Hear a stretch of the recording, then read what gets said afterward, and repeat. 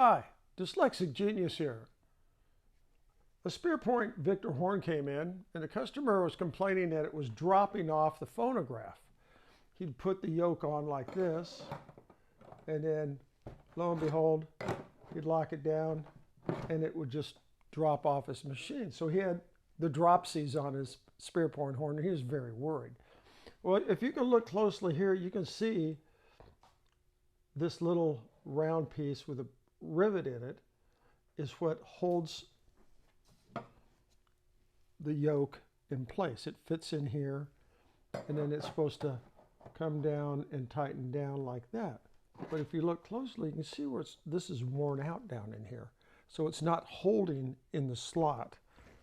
And over here, this is what a real one should look like. You can see this is bigger, isn't worn out, has a little bit more thickness to it. This one is just worn out over 100 and some years. So what I do is I machined this screw, and this diameter here is the same diameter as the other horn I had just shown you.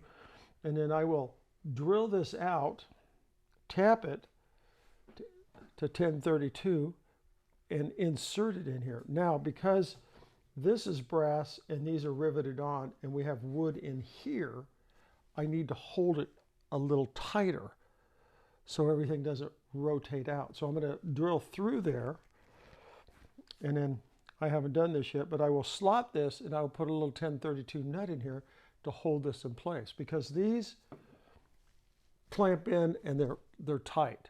And you don't want to go to all this trouble with a short thread. And I'm using fine thread, so I have more grab on the brass, and this stuff is very, very thin, so I have something to hold on to. So when I put this in, this will lock in. How are you going to drill through that wooden horn without hurting everything? What I'm going to do is I'm going to drill out this rivet. How?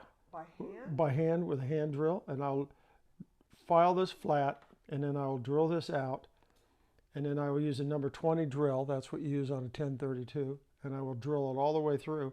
Literally, it's going to tap through this, tap through the wood too, also. And hold. Scary. It's scary, but it'll work. Now, you have to look at, when you get to things like this, these are just little off-the-wall things that happen to phonographs. How do I fix it? Well, we have to put a new one in here. You know, if we take this off, you have a tendency of the horn coming apart because of the age, and they used animal hide glue. So we'll just make this cosmetically look the same.